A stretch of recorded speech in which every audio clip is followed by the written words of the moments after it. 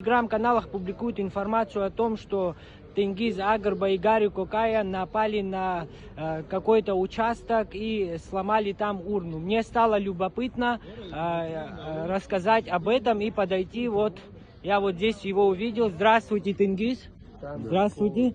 Идет информация о том, что вы напали на какой-то избирательный участок. Я решил лично убедиться в том, что это были не вы.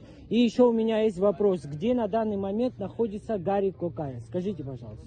Гарри Кокая, он точно находится... в ЦИКе он находится сейчас, в данный момент. А насчет меня, я находился вообще в других местах. И то, что я раненый, мне тоже переживают, кто-то звонят.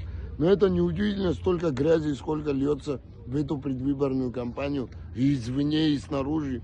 Столько, я не знаю, как мы вообще будем жить дальше с такими потоками грязи, с такими нарушениями, как эти выборы проходили. Я вас понял. Очевидно, видно, что Тенгиз Агарба не находился там. И по словам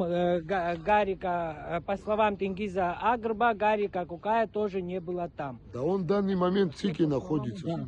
Да, он в данный момент в ЦИКе на подсчете. Все, я вас понял. Спасибо большое за информацию.